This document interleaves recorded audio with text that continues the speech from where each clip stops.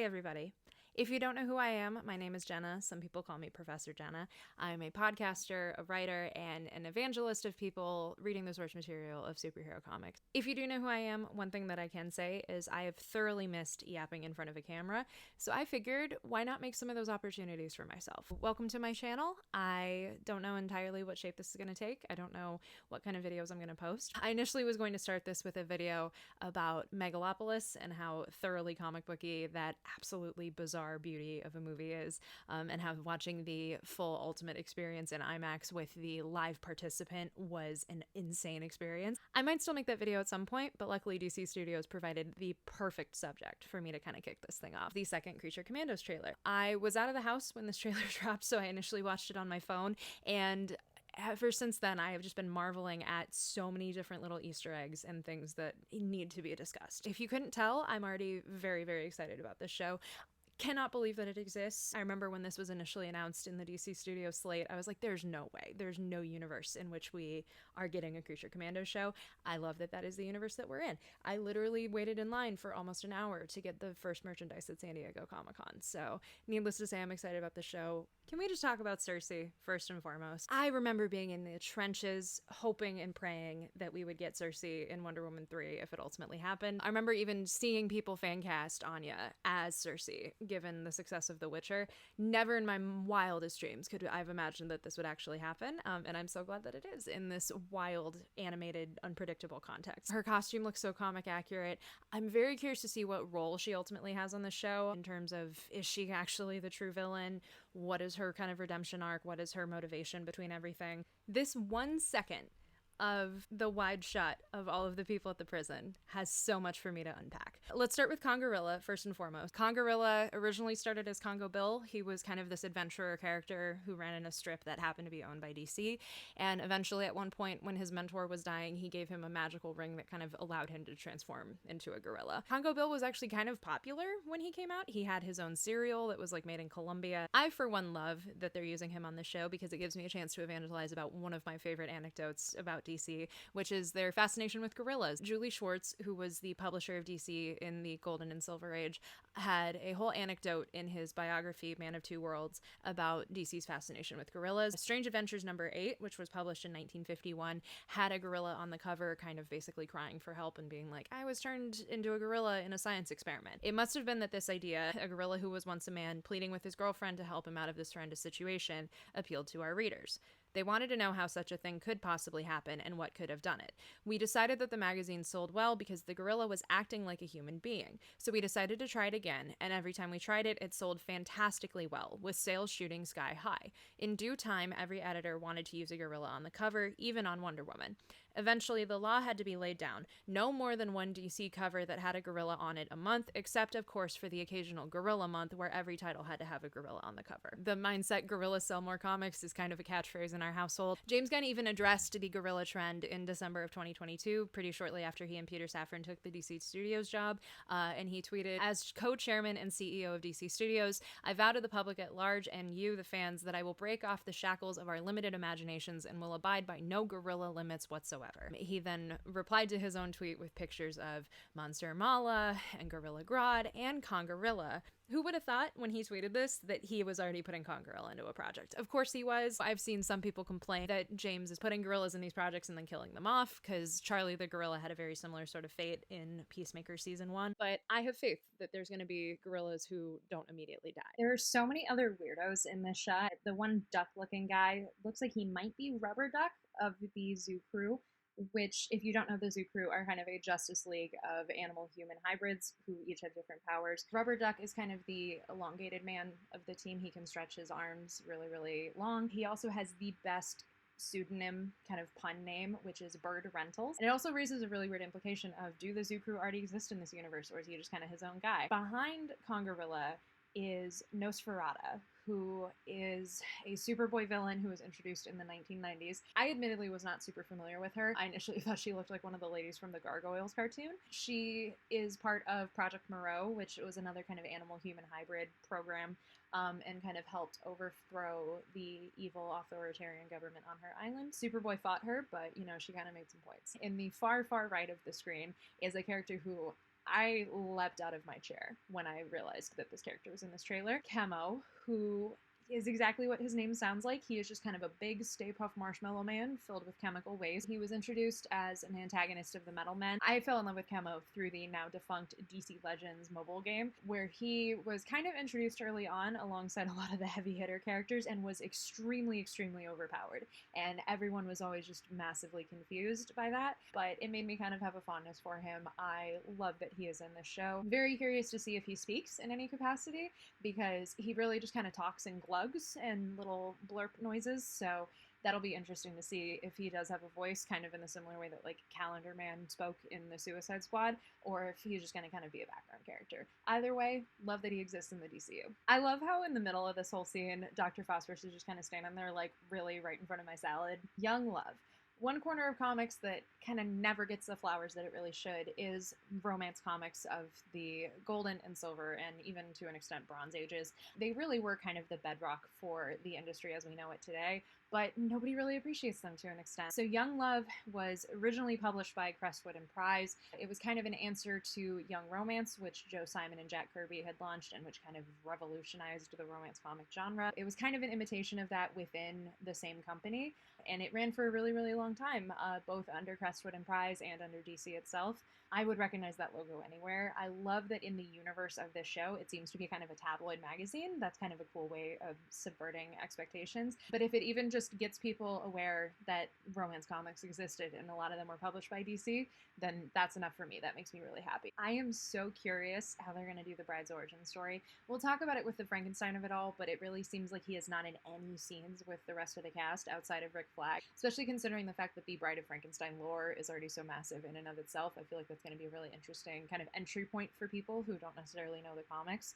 And I know James has kind of said that she's the protagonist of the show in a way, so that makes me really, really hopeful that whatever arc we're going to get for her is going to be really cool. So Dr. Phosphorus's origin seems to be slightly different from the comics. In the comics, he is part of a group that's trying to get a nuclear plant built in Gotham City, and Rupert Thorne, who is the businessman that we very briefly see in that footage, is involved with that, but there's a lot of blackmail and corruption and all that sort of stuff. Phosphorus gets his powers just through a complete nuclear meltdown accident. It's not through malfeasance or evil doing in any sort of way. So I'm very intrigued by what they seem to be doing here. I also think having his daughter be such a huge part of his backstory could be really, really tragic. I know James spoke during the New York Comic Con panel about how all of these origin stories and backstories that we're going to see are going to kind of help illuminate the characters in a new light. Some of them we will view better, and some of them we will view worse, and I feel like Phosphorus could really kind of go either way, but there's definitely going to be like a tragic undertone to his story. Still cannot believe that Weasel exists in any sort of adaptation.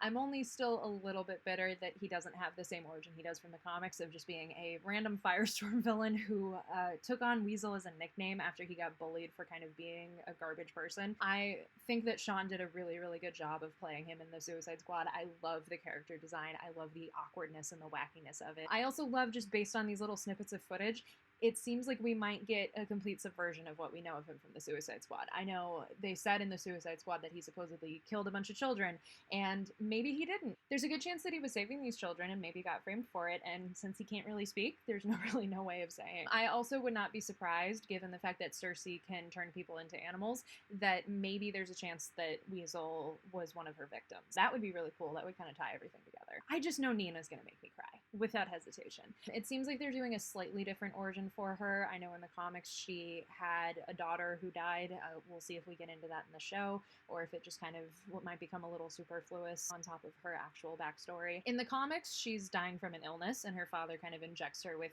fish genes to help save her. It seems like this is more of a mad scientist kind of deal, where she gained sentience and saw him as her father, and that might have not been what he was prepared for. Either way, I have a feeling that this is going to be really emotional. James mentioned during the New York Comic Con panel that episode 4 has the saddest story he's maybe ever written. I have 2 theories for what that story could potentially be, and Nina is definitely one of them. I love Zoe Chow. She's so good on the after party, and so I love that she's entering the superhero space, and especially in a character like this. I also love that there's already a fandom for her. I wish y'all would be a little bit more normal about it, but I love your enthusiasm. My boy, My special, special little guy. You know the glup shitto meme from Star Wars? How everyone kind of has their little obscure hyperfixation character that sounds absolutely ridiculous out of context, but is something that they will never not love. G.I. Robot is a glup shitto for me. His gimmick is exactly what his name would suggest. He is a robot who was created in World War II to kind of fight Nazis, fight various forces. There have been so many evolutions of the character over the years. There was one named Joe, there was one named Mac, but the character is best known as Jake. There's kind of Jake 1 and Jake 2. As evident by his helmet, this definitely seems to be Jake 2. I am so excited and scared and just ready to cry over how they do G.I. Robot's backstory. People tweeted at the New York Comic Con activation that it seems, based on the little footage that was on the walls, that he has been locked in Bel Rev for so many years, maybe by his own volition. And that hurts my heart. That legitimately makes me want to cry. I have the feeling that G.I. Robot is going to be the character that everyone is absolutely going to love. And they don't even know it yet, because on paper, he seems like kind of a crazy character. But again, the way that James took Groot and Rocket Raccoon and all of these other people and made them into household names, I fully believe G.I. Robot is going to be that type of character. I interviewed Dean Lorey, who is a producer on Creature Commandos, and I asked him that exact question of who's going to be the fan favorite, and he immediately said G.I. Robot. When I told him I was a fan of G.I. Robot, he kind of was like, how? And so I love being ahead of the curve here. I think he is going to be something really special. The character design is just so peak. I need the Funko Pop. I need a sideshow statue. I need every piece of merchandise humanly available, because I just love my little boy so much, and I know he's gonna make me cry. I'm also really worried, in the way that his entire gimmick works, that he might die over the course of the series, and then they'll have to reboot him as Jake 3. Wouldn't rule that out. It feels very similar to how Groot died in the first Guardians movie, but I just know if James chooses to tell that story, it is going to hit like a ton of bricks, and it's going to be so great. David Harbour's Frankenstein, I know, is going to absolutely whip this little bit of footage. His voice already sounds great. Again, I'm very curious about the fact that he doesn't seem to be with the rest of the team in any of the footage whatsoever. If I had a nickel for every time that seems to be happening in a recent release, I might have 2 nickels. I love what David Harbour has said about Frankenstein before, and just kind of being this erudite model of a man versus the monster that he was made to be. It just seems, based off of this footage, that they're hiding something. I don't know if it's necessarily that he's gonna like die right away, but there seems to be an intentional reason why he isn't with the rest of the team. Can we just talk about the logo? I'm such a nerd. I'm talking about logos. I will always champion the Bullet logo, which is the new DC and DC Studios logo. I think it is the best logo that they've had. I think it is the most quintessentially DC. I love that they brought it back in this context. I loved getting to be in the room at San Diego Comic-Con when they unveiled it, and I love being able to utilize it in this context of just kind of literally taking the letters and then adding a new U. I think that is just such a brilliant design choice. Phosphorus's powers are so cool. This line rate is so cool, and they're using Kirby Crackle, which is insane to me, beautiful to see, especially when Phosphorus as a character was not created by Jack Kirby or really portrayed by him, but still getting that kind of energy in how his powers work. You love to see it. I already said to my fiance that the John Candy-esque little winter hat and outfit for G.I. Robot needs to be the hot new cosplay once this show is out into the world. I hope I'm proven right. It seems so easy, and it would probably be very comfortable to walk around in a con in, and I just need to live in a world where G.I. Robot cosplays are a thing. Clayface. I am still in utter disbelief. What a wild way to introduce a big piece of Bat lore, just to casually tack him on to the end of this trailer. Again, with some of the other weirdos that we saw earlier in this trailer, we'll be very curious to see if he speaks. We'll be very curious to see what context this is in, with Rick Flag Sr. fighting him. Is it going to be something that is set in the present day? Is it set in the past? Is Frankenstein there? Is the rest of the team there? What is even going on with that? I know there has been the long-standing rumor that Mike Flanagan might direct a Clayface project, and it's kind of remains to be seen whether or not it'll be in the DCU or in Matt Reeves' universe or in something else altogether. It'll be really interesting to see how Clayface is in this show and how it may or may not already establish some of that. Because I feel like if Mike's Clayface project ultimately ends up happening, they're going to want to give him the ability to kind of establish the character however he wants. But either way, love that he's in this. Love that we're getting the fantastical corner of the Batman universe. I'm not entirely sure that any of these Bat characters, Phosphorus, Rupert Thorne, Clayface, are necessarily going to be in Brave and the Bold, but I just love knowing that they're out there, and I think it really, really sets a good precedent for once we do get Brave and the Bold. Can we talk about that scene with the bathtub? Because I don't know what dynamic they're going to have between Nina and G.I. Robot. I don't know if they're going to just be friends. I don't know if it's going to be more than friends, but the aura radiating from that shot could be seen from space. Die, Nazi! He's not a Nazi, G.I. Oh, okay. I hope that is heavily memed because it deserves to be. So that's it for my analysis of the second Creature Commandos trailer. Hearing James Gunn talk about this project and hearing the cast talk about this project, I have a feeling that this is going to be so absurdly special. And I love that this is kicking off the DCU. I think it is exactly the kind of project that you wouldn't expect to kick off the DCU, but I think it is just going to be so much fun. Thank you guys so much for watching. If you haven't already, please hit that subscribe button and don't miss my future videos. Again, I'm not entirely sure what shape this channel is going to take, so if you have any suggestions, I would love to hear them. I can easily do reading recommendations, breakdowns of other stuff, just kind of talking about what comics I'm reading, talking about Taylor Swift. I feel like nothing's off the table, so if you want to hear it, drop in the comments below and I will take it into consideration. And if you haven't already, please follow me on social media at Hey It's Jenna Lynn. I'm trying to tweet more, I'm trying to use TikTok more, so hopefully if you follow me on those places, you will enjoy the content that I deliver. Thank you so much for watching, and as always, go read some comics.